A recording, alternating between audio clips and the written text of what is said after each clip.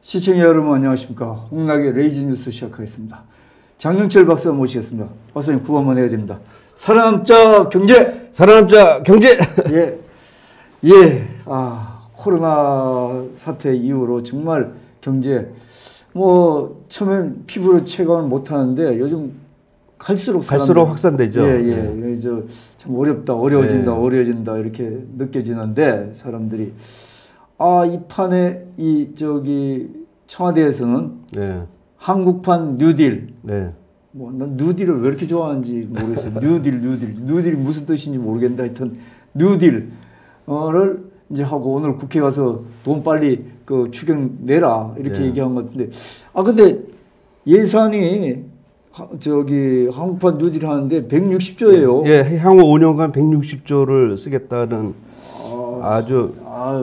현 정부는 한번 패키지 프로그램 발표할 때마다 몇십조가 기본이더니 이제는 드디어 100조 단위로 올라갔어요.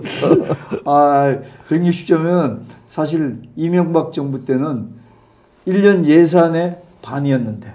그렇죠. 겁 없이 쓰는 거죠. 그리고 지난 정부 적폐라고 주장하던 4대강 사업도 불과 20조 원 좀 남짓하게 썼는 건데 이제는 100조 단위가 넘어가니까 이제 정신이 혼란스럽더라고요. 천양지차고 참 격세지감이고 이렇습니다. 그렇죠. 이거 짬뽕 누딜이라고 그랬는데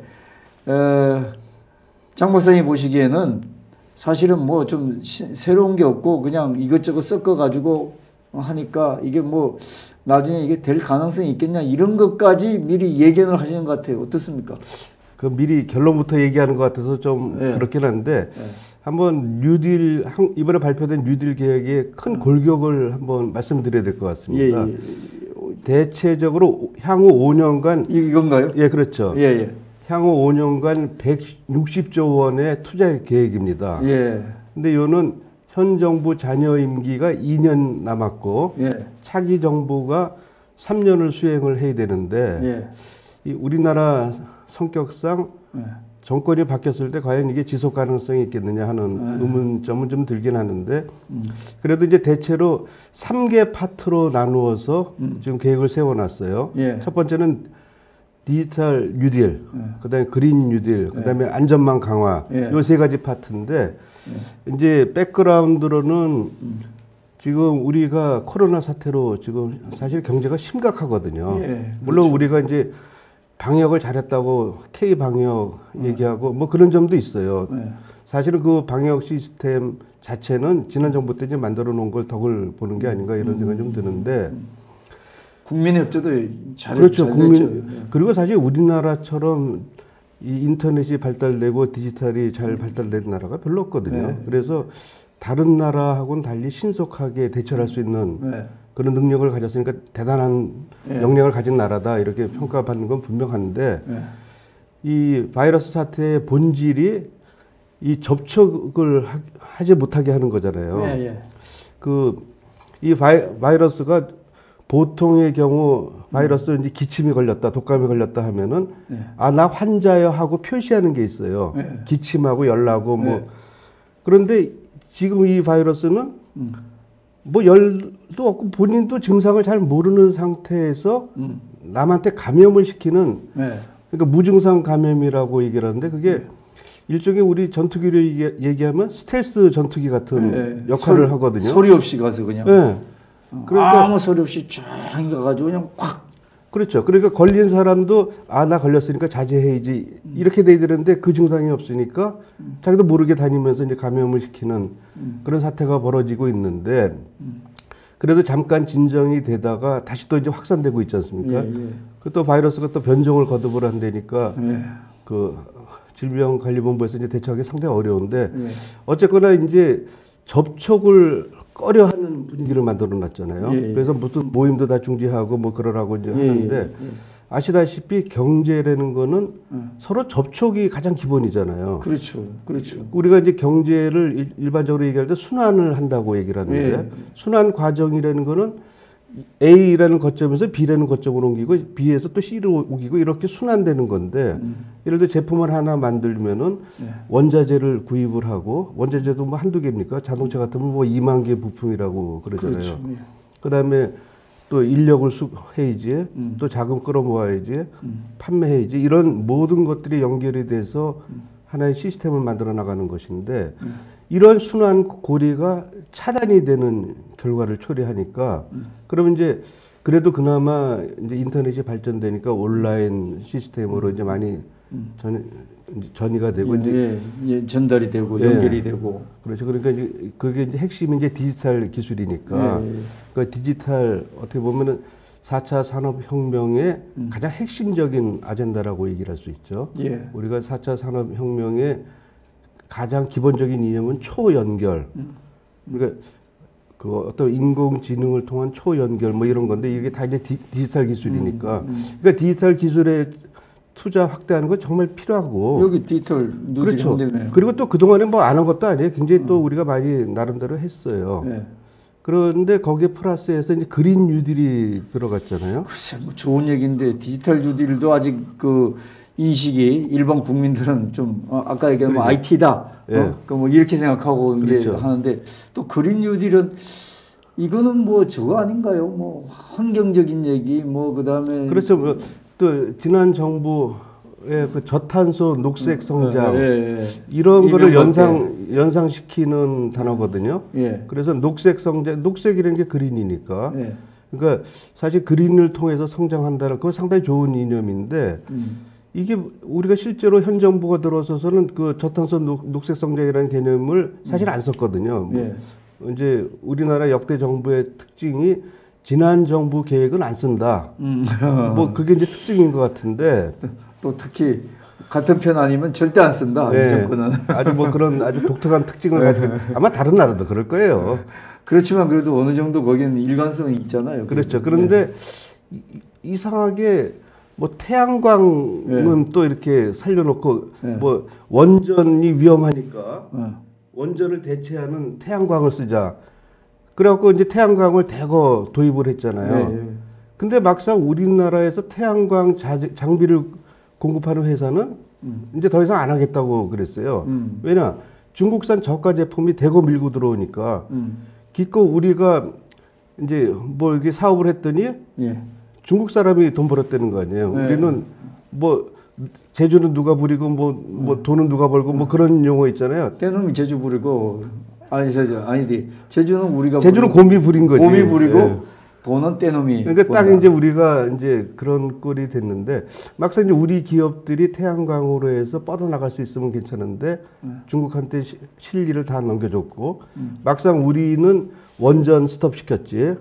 그다음에 태양광 한다고 전국의 산하를 다 파헤치고 뭐 난리가 났잖아요. 그래서 환경 파괴가 오히려 굉장히 심해졌고, 이런 상황이 벌어졌는데, 또 여기서 이제 원전 얘기가 마침 나왔으니까 간단히 말씀드리면은, 한전이 굉장히 우량한 기업이었고, 현 정부 출범 직전에는 그 당기순이익이 7조 원 이상의 우량 기업이었는데, 공기업 아니었어요. 근데 이제 원전 이제 발전이 안 되다 보니까 지금 이제 적자로 벌써 2년째, 18년하고 19년, 2년째 적자, 그것도 1조 원 이상의, 작년에는 2조 원 넘어갔던데. 그래서 우리가 이제 이런 우량, 하나의 산업이 새로 만들기도 힘든 판인데, 잘 나가던 산업이 죽어가는 그런 상황에서 갑자기 그린 뉴딜 하니까, 이게 뭔가, 뭐 이런 생각, 그리고 이제 풍력 뭐 이런 것도 있는데, 풍력 같은 것도 그 프로펠러 돌아가는 소리 한번 들어보셨어요? 현장에 그 소리에 지방 같은 데서는 축사 가진 사람들이 임신을 못 한다고, 그럴 거예요. 소 같은 게. 그래서 뭐 데모도 많이 일어나고 그래요. 그 집채만한 것이 돌아갈 때는 멀리서 볼 때는 참 낭만적이고 멋있다. 근데 가까이서 보면은 이게 끔찍한 일이거든요. 그래서 이런 태양광이나 이런 대체 에너지가 사실은 그 클린 에너지 측면은 분명히 있어요. 그런데 우리가 기존의 원전을 대체할 만한 정도의 수준은 안 되거든요. 단가도 비싸고 물량도 그렇게 많이 안 나오고. 그런데 이제 우리가 앞으로 자동차도 전기차 시대로 바뀌잖아요. 그럴 때 과연 전력이 충분히 공급될 수 있느냐, 뭐 하여튼 그런 비판이 좀 있을 수가 있는데, 그런데 그래서 사실은 보완적인 차원은 필요한데, 이 부분은 아까 얘기한 코로나 바이러스 사태하고 직접적으로 연결이 과연 되겠느냐.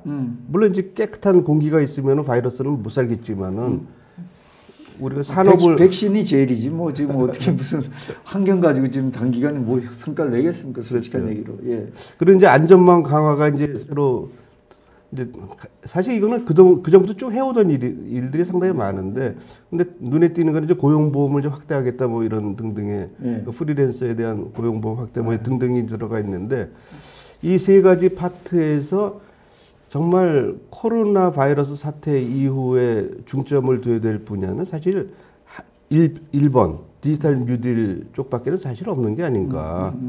물론 이제 디지털 기술이 개발되면 이걸 활용을 해서 그림 분야에도 적용할 수 있고 모든 것에 다 적용을 할 수는 있겠죠.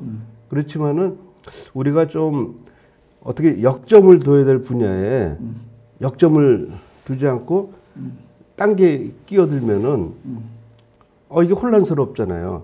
우리가 짬뽕을 이제 메뉴를 시켰을 때 짬뽕에 보면 여러 가지 많잖아요. 뭐 오징어도 있고 뭐도 있고 뭐 그럴 때 뭐부터 먹을까 고민하게 만드는. 근데 제가 전에 어디 지방의 짬뽕집을 갔더니 거기는 아예 오징어 한 마리를 딱 올려놓더라고. 그러니까 그때는 아예 고민을 안 하고 오징어를 이게 메인이구나. 짬뽕의 메인은 오징어구나. 이렇게 할 수 있는데 뭐 고만고만한 놈을 이렇게 잘라갖고 뭐 조개살도 넣고 뭐 저기 짜여놓고 하면은 이거 어떤 놈부터 먹어야 되나 이제 이런 혼란스러운 상황이 벌어지는데, 그래서 좀 이제 우리가 디지털 분야에 대해서는 정말 할 필요도 있고, 그다음에 우리가 4차 산업혁명을 대비한다는 차원에서도 굉장히 필요한 부분인데 이게 주의가 좀 분산된 게 아닌가 하는 그런 평가를 좀 받고 있는 것 같습니다. 뭐 게다가 뭐 차츰 얘기해 주시면 제가 얼핏 듣기는 정권이 2년 남았는데 160조 예산을 확보해서 그다음에 이제 요번 추경에서 여기 보니까 67.7. 네. 이제 그 자녀 임기 동안 67조를 퍼붓는다고 그러니까 야, 이 기간에 일반 서민들이야, 야, 저 돈을 누가 먹나 이렇게 생각하지만 또 기업 같은 경우는 저거 괜히 준비하다 보면 다 끝날 텐데 뭐 이런 생각도 들고, 그래서 이게 어차피 홍보용이 아닌가 이런 생각도 들고 대국민 홍보용이 아닌가, 국민들 그 기죽지 말라고 하는 거 아닌가 뭐 이런 생각도 드는데, 하여튼 뭐 구체적으로 좀 이 짬뽕판 뉴딜이 아니라 한국판 뉴딜 여기에 대해서 좀 우리 장 박사님께서 왜 이게 어떤 문제점을 갖고 있는지 좀 한번 지적해 주시겠습니까? 그 뉴딜이라는 단어가 사실은 1930년대 미국 대공황 시절부터 이제 나온 얘기잖아요. 예. 근데 이게 경제사적으로 굉장히 의미가 있어요. 하나의 패러다임 전환인데, 종전의 경제 이론은 자유방임주의를 주장을 하면서 시장에 전적으로 맡긴다. 그런데 시장으로 전적으로 맡겨놨더니 시장이 생각보다 이렇게 작동이 잘 안 되더라. 거기에는 이제 근원적인 문제는 좀 있죠. 뭐냐면은 원래 그 경제 이론 자유방임주의의 출발은 합리적 이기심이라는 용어를 쓰고 있는데, 이제 합리적 이기심이 점점 비합리적 탐욕으로 바뀌는 상황이 벌어지잖아요. 당시 그 경제 여건은 엄청나게 좋은 시절이고, 경영학에서 얘기하는 테일러 시스템이 도입이 되면서 대량 생산이 가능해졌고, 또 그걸 기초로 해서 건설붐이 고속도로 건설붐, 또 고속도로 건설되니까 자동차 판매량, 그다음에 라디오 새로 개발되면서 라디오 보급대에서 늘어나고, 그다음에 영화 산업이 또 발전되고, 그러니까 온갖 군데가 다 이제 잘 되는 데다가 또 우리 한국은행에 해당되는 그 미국 연준에서는 또 금리까지 인하를 시켰어요. 그러다 보니까 기업 실적 올라가지, 또 시중에 자금은 또 풍부해지고 금리가 떨어지니까 별 부담 없지 하면은 당연히 그 주식 시장에 돈이 몰리게 될 수밖에 없는 거죠. 그래서 근데 주식 시장도 우리 속성이 있지만은 이게 천정부지로 계속 가는 거 아니거든요. 어느 순간에는 이제 기업의 실적이 좀 약간의 변동이 되고 그러면은 또 낮아지고 항상 이렇게 오르락내리락 출렁거리는데, 이 돈의 힘으로 이걸 주식을 대거, 그때는 뭐 주식 사면은 실패하는 확률이 거의 없었다니 1%밖에 안 됐다는 거 아니에요. 그럼 당연히 우리도 뭐 예금도 깨고 뭐 집도 팔아갖고 주식 뛰어들죠. 네. 그렇게 확실하게 100% 개런티가 된다는 확신만 있으면 그렇게 하는 거잖아요. 근데 이제 그게 그 과유불급이라고 지나치면은 또 안 되는 거잖아요. 결국 이제 한계 부닥치고 이제 사람들이 이게 본질에서 조금 벗어난 거 아닌가? 점점 더 야 이거 위험해지는 거 아닌가? 이렇게 생각을 할 때 이상하게 또 그게 전염성이 있어요. 그래서 사람들이 다 같은 생각을 공유하는데 그러면서 착각하는 게 뭐냐면은 나는 그 아주 절묘한 시점에 빠져나올 수 있을 거야. 그런 기대감이 또 있어요. 그렇죠. 폭탄 돌리기 할 때 그러니까 이제 싹 피하겠다. 좀 그런 돈 욕심이 앞서면은 우리가 한 발자국 물러서서 냉정하게 판단력이 다 없어진다. 네. 뭐 사람은 다 그럴 겁니다. 네. 그럼 이제 이놈이 언젠가는 떨어지긴 떨어질 것 같은데 그 전에 내가 빠져나와야지 하면서 하다가 어느 순간에 와장창 하는 상황이 벌어지거든요. 제가 그 케이스입니다. 부동산 뭐 좀 어떻게 해보려고 모아가지고 하다 보면 이제 흔히 남들이 얘기하는 그 상투 잡았다. 그래가지고 지금도 한 달에 몇십만 원씩 이자 놓고 그때 상투를 잡는 바람에 네. 팔지도 못하고 이렇게 된 상황입니다. 그래서 이제 그래서 시장이 이제 망가지는 바람에 네. 이제 정부가 이제 개입을 해갖고 우리가 잘 알고 있는 테네시 뭐 계곡 개발하고 뭐 이런 식의 하면서 또 제도를 정비를 했어요. 그 과잉 생산을 조정하는 또 농업 분야에서 과잉 생산 조정하는 것도 했고 그 다음에 이게 너무 투기판이 되다 보니까 은행하고 증권을 분리시키는 법안도 만들고 그래서 나름대로 상당히 그 국가가 시장에 어느 정도 관여하면서 개혁하는 그런 정책을 이제 펴면서 그러니까 어떻게 보면 패러다임이 바뀐 거죠. 과거에는 이전에는 국가가 시장에 개입하면 안 된다. 국가는 그 안보나 책임져라. 뭐 이렇게 얘기하던 게 이제는 국가가 어느 정도까지는 국민의 복지를 위해서 시장을 관리할 필요가 있겠다. 그래서 그때 개혁적인 조치들이 많이 있었어요. 최저임금 제도도 만들고 이제 이런 등등의 이제 어떻게 보면 패러다임이 이제 바뀐 건데 이 개념이 사실은 정권 입장에서는 굉장히 좋은 개념이잖아요. 네.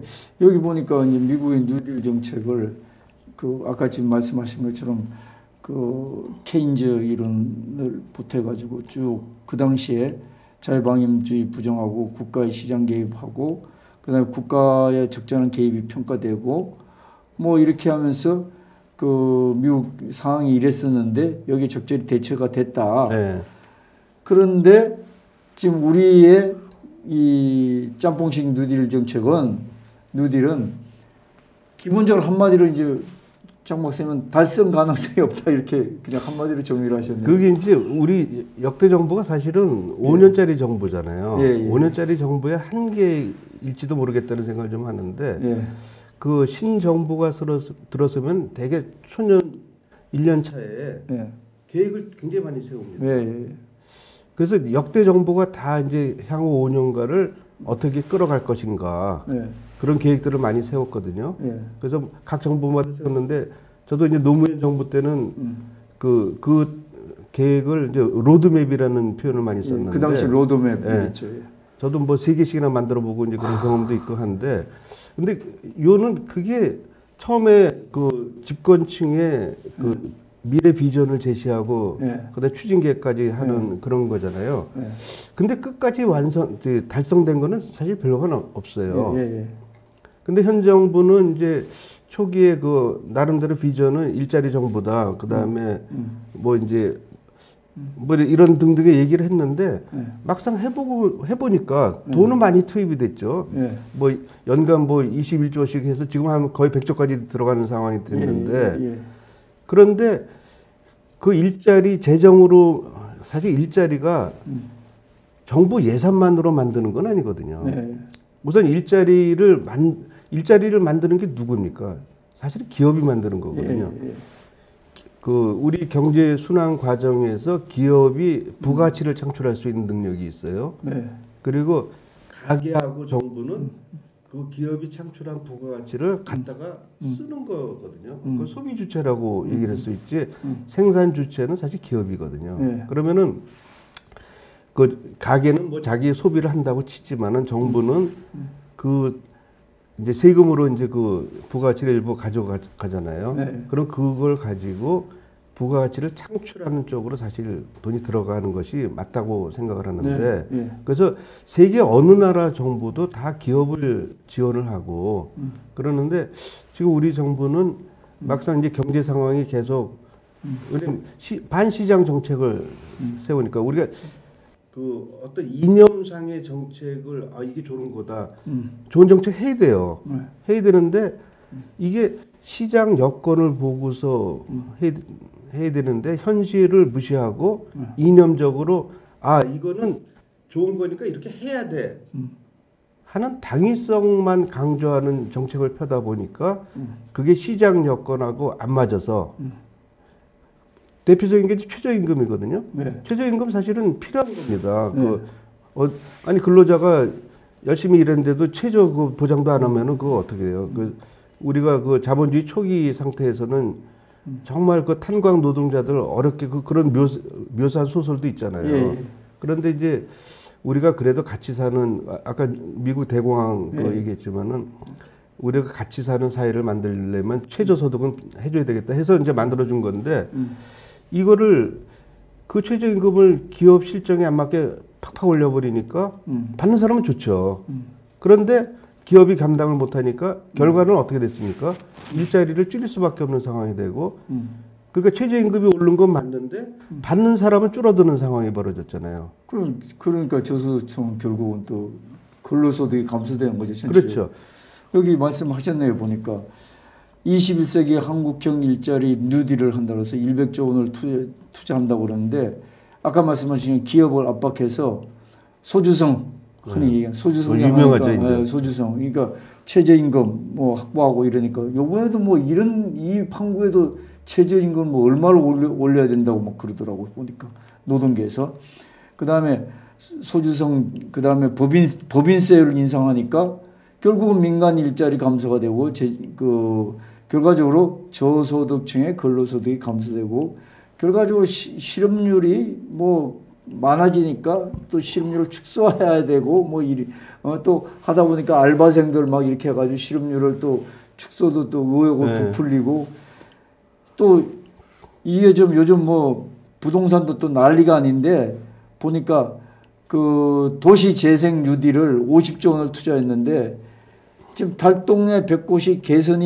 개선을 한다고 그랬는데 돌아가신 그 누굽니까 박 시장이 한다고 그러는데 결국은 무성가잖아요. 성과가 그렇죠. 없잖아요. 이게 참 그래서 이제 한 뉴딜이라는 단어 자체는 굉장히 영감을 불러일으키는 단어고 역대 정부가 사실 다 좋아해요. 그 단어에 대해서는. 그렇지만 그 미국 뉴딜에 숨어 있는 어떤 패러다임 전환 이 부분에 대한 게 같이 병행이 돼야지 성공할 수 있다 이런 말씀을 드리고 싶은데 아까 말씀드린 대로 우리가 그 모든 나라가 다 그렇지만 위기 상황이 벌어졌을 때 1차적인 피해자가 누구냐면은 저소득층이에요. 우리가 이제 그 보통 소득 계층을 5분위로 이렇게 나눴을 때 가장 낮은 계층이 제일 먼저 일자리를 잃고 또 소득이 줄어들고 그러면 이제 그거를 정부에서 보전해 주겠다고 세금을 쓰는 거는 임시 방편밖에 안 되거든요. 공공 일자리라는 게 뭐 지속적인 가능성이 있습니까? 세금이 계속 투입이 돼야 되는데 세금은 기업이 내는 건데 기업은 쪼그라들고 세금 적게 내고 벌써 우리나라의 올해 현상이 세금이 줄어들기 시작하고 있잖아요. 이제 본격적으로 되고 있잖아요. 부동산에서 좀 뽑는데 뽑아질까요? 근데 부동산 세금보다는 사실 법인세하고 소득세 포션이 굉장히 큰 건데 그 얘기는 뭐냐면은 소득이 오르도록 그거를 세금으로 보존해 준다고 해서 소득이 올라간다고 생각하는 건 아니에요. 한 해 펌프물 정도 그렇게 역할은 하는데 왜냐하면 세금이라는 거는 민간의 소득을 정부로 이전을 해서 다시 쓰는 거잖아요. 그러다 보니까 그 효과가 전략적으로 생산성 있는데 전략적으로 써야 되거든요. 요게 이제 펌프물이 확 쏟아 나올 수 있는 그런 영역에 투입을 해야 되는데 그냥 민간의 일자리 줄어졌다고 기업이 어려워서 줄어들었다고 해서 그 일자리 대체해서 뭐 공공 알바 자리가 엄청나게 생겼잖아요. 네. 그래서 뭐 저런 것도 있던데 뭐 길거리에서 취지 짓기 그런 건 전통적으로 하는 거지만은 네. 급하니까 대학교에서 뭐 강의실 불 끄기 뭐 그런 것도 있고 그러더라고요. 그러니까 기생천외한 단기 알바 자리를 만들어 갖고 일주일에 1시간만 일하면은 실업자가 아니거든요. 네. 통계 기준상으로. 네. 그러면 그 사람들은 실업자가 아닌 거지. 그럼 어떻게 보면 실업률이 축소되는 결과도 초래할 수 있고 이제 이런 상황이 벌어지는 건데 저는 정말 이러고 싶어요. 우리가 정말 필요할 때 돈을 써야 된다. 네. 왜냐면 무슨 우리가 스크루지 영감처럼 꽁쳐놓고 있다가 돌아가시면 무슨 소용이 있어요. 근데 돈을 써야 되는데 쓸 때 적재적소에 쓸 필요가 있다. 그런 측면에서 우리가 돈 쓰는 데 있어서 생산성 문제를 다시 한번 검토를 해야 된다. 네. 뭐 그 말씀은 참 지당하신 말씀이고 지금 요즘 어떻게 보면은 이 민간 생활경제의 말씀을 드리면 한 집에 한 사람이 벌어가지고 온 식구 먹고 살아야 되는 때가 지금 옛날에도 그랬는데 옛날엔 또 우리 양상이 다르지만 요새는 전 가구가 다 돈 벌어야 돼요. 네, 전 가구. 근데 결국 벌고 싶어도 실제적으로는 아버지 하나, 그다음 엄마 알바 이렇게 하고 온 식구가 먹고 살고 이렇게 다 이제 어떻게 보면 좋은 일자리라고 얘기하죠. 사실 좋은 일자리가 우리가 그 동안에는 전통적으로 제조업이 강했기 때문에 제조업에서 그 고용 안정이 좀 있었는데 아시다시피 우리가 제조업의 경쟁력이 점점 추락하고 있잖아요. 네, 네. 가장 큰 변수가 사실 중국이라고 볼 수 있는 건데 근데 이제 정말 이번에 코로나 사태 때문에 중국의 저임으로 갔던 그 투자 회사들이 다 이제 점점 빠지기 시작하잖아요. 그렇죠. 이를 빠졌을 때 이런 회사들을 우리 경제에서 흡수하는 방안들이 상당히 중요한데 이러려면 기업 활동 여건이 좀 개선되는 쪽으로 이게 헤이지 이제 들어오는 거 아니냐 이런 생각이 좀 드는데 네. 하여튼 지금 정부에서는 이게 몇십조 패키지 프로그램들이 다 작동이 안 돼요. 그리고 결국 국민 부담만 가중시키는 건데 아까 원전 말씀드렸지만은 건강보험 같은 경우도 문재인 케어 한다고 30조 원을 호기롭게 딱 발표를 했는데 막상 보니까 건강보험공단은 그래도 16년 말 기준이니까 현 정부 출범 직전이거든요. 네. 그 흑자 회사가 네. 이제 적자로 전환되면은 결국 건보료 올릴 수밖에 없는데 여기 보니까 건강보험공단이 16년도 2.7조 원 네. 흑자에서 18년도 3.9조 원, 네. 그다음에 19년도 3.6조 원 적자로 되고 적립금이 자꾸 고갈되고 네. 건강보험이 인상되고 하다 되면 나중에 이게 파산하는 거 아닙니까? 그래서 이제 우리가 현 정부에서 그런 현상이 두드러지게 나타나고 있는데 네. 이게 정말 좋은 정책이야. 사실 좋은 게 많아요. 네. 근데 그럼 역대 정부는 좋은지를 몰랐느냐? 사실 알았어요. 네. 근데 왜 못했느냐? 돈이 없어서 못한 거거든요. 그리고 현실적으로 그 돈이 그 경제 주름살을 주지 않으면서 조달할 수 있는 방안이 있겠느냐? 그러려면은 조금 더 우리가 아직은 조금 더 성장을 해서 소득 창출을 해서 그 잉여 재원으로 이렇게 활용을 하면은 경제 주름살이 없잖아요. 네. 그런데 그게 아니고 야 이거 좋은 거야 무조건 해.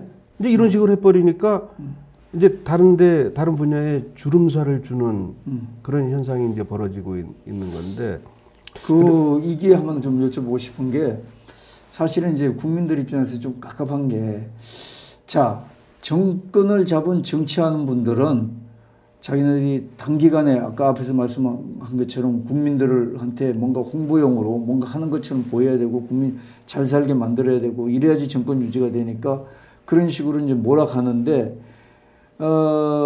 테크니션인 경제 관료들 있잖아요. 뭐 우리도 보면 부총리가 있고 이런 분들은 노를 해야 되는데 오히려 이분들이 지금도 그 어디 부동산 정책도 보면은 정권에서 밀어붙인다고 그래갖고 이분들이 또 거기서 좋은 안을 갖다 주는 것 같아요. 오히려 거기에 맞게 입에 맞게. 이런 구조는 좀 벗어날 수가 없나요? 그래도 전에는 이제 행정부 역할이 나름대로 좀 있었거든요. 네. 물론 이제 정권이 추구하는 가치에 대해서 네. 어떤 이제 그 행정이 그거를 안 추적할 수는 없어요. 네. 그렇지만은 그래도 비교적 현실을 아는 편이라고 얘기할 수 있잖아요. 행정 집단이. 그러면은 여러 가지 대안이 있으니까 이런 걸 하자 이렇게 얘기하면서 사실 조정을 해나가는 과정이 필요한 건데 현 정부의 특징은 그런 조정 과정이 별로 없는 것 같아요. 그러다 보니까 부동산 정책도 벌써 22번이나 나오고 그래서 일부에서는 뭐 두더지 잡기 아니냐 뭐 이런 얘기까지 막 나오는 판이잖아요. 그러니까 이번에 이제 논지를 좁혀서 이제 그 뉴딜로만 이렇게 본다면은 아까도 말씀드린 것처럼 그린 뉴딜이다 안전망이다 이거는 사실은 기존에 해오던 일이다. 그리고 이런 것들이 이제 끼어 들어가면은 원래 방향을 잡았던 주제들 있잖아요. 이 지금 우리가 디지털 뉴딜이라는 게 어떻게 보면은 패러다임을 전환할 수 있는 거잖아요. 강요받은 거지. 이 코로나 바이러스가 이렇게 셀 줄, 또 차단할 줄은 몰랐던 건데 하여튼 새로운 현상이 벌어지고 있고 우리 사회가 엄청나게 이제 바뀔 수밖에 없어요. 여기서 살아남으려면은. 그럼 거기에 이제 집중을 하는 것이 오히려 그 뉴딜의 그 패러다임 전환이라는 관점에 더 맞지 않느냐. 저는 그런 생각을 하고. 왜냐면 이게 뭘 한다고 해서 꼭 100% 되는 게 아니거든요. 그럼 사람이 그 전심 전력을 다해서 이 추구하는 것이 성공 가능성이 높지.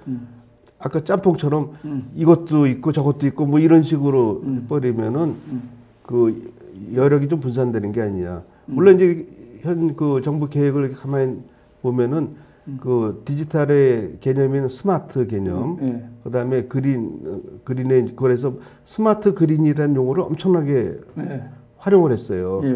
근데 요는 내가 그걸 보면서 더 좀 안타까운 게 스마트 그린이라고 말 지으면은 그게 진짜 현실화가 되는 거냐. 그 지난 노무현 정부 때도 이제 부동산 값이 왕창 올라가니까 그때 뭐 버블 세본 지역 뭐 이런 단어를 했어. 그래서 그때도 다들 아니 청와대가 언제부터 장명소가 됐느냐 뭐 그랬잖아요. 근데 이게 스마트 그린 하니까 뭐 그린이 뭐 스마트하지만 뭐 스마트한 게 그린만 있겠습니까? 뭐 다른 색깔도 있겠지. 어쨌든 그 박사님 뭐 말씀을 쭉 얘기하신 말씀의 톤은 결과적으로 그 정책을 소리 없이 좀 긴밀하게 서로 파악하고 서로 협의하고 확인해가지고 이렇게 좀 먹고 사는 방법으로 나가야지 지금처럼 이렇게 한 건 하는 식으로 그냥 홍보하는 식으로 내던지면은 결과적으로 신뢰할 수 없는 정부라는 그런 인식만 확산될 수가 있다. 그렇죠. 그러니까 지금 되게 어려운 게 이번에 이제 부동산 관련해서 그 임대 사업자 그 뭐지 취소하고 막 그러잖아요. 그러다 보니까 다들 야 뭐 정부가 뭐 이런 정부가 다 있느냐. 신뢰할 수 없다. 언제는 하라고 난리 치어갖고 할 수 없이 했는데 이게 이제는 또 우리가 무슨 투기의 주범인 것처럼 억울하다. 그래갖고 이 사람들이 원래는 개인별로 돼 있는 사람들이 협회를 만들겠다는 거 아니에요. 협회 만듭니다. 그렇죠. 43만 명이래요, 전국에. 그러니까 아니 원래는 혼자서 다 하겠다는 사람들이 이렇게 단결하게 만드는 힘. 그거 좀 놀라운 실력인데 그게 이제 정부의 가장 기본적인 게 어디 가나 정책의 신뢰가 있어야 되잖아요. 개인도 그렇잖아요. 아니 그렇죠.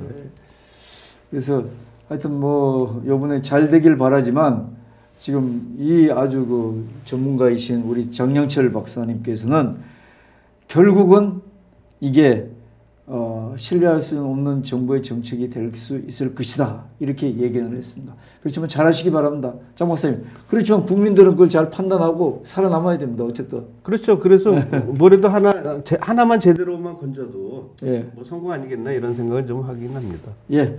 자, 구호 한번 외치고 끝내겠습니다. 살아남자 경제! 살아남자 경제! 예. 장진수 박사님과 함께 했습니다. 끝내겠습니다. 감사합니다.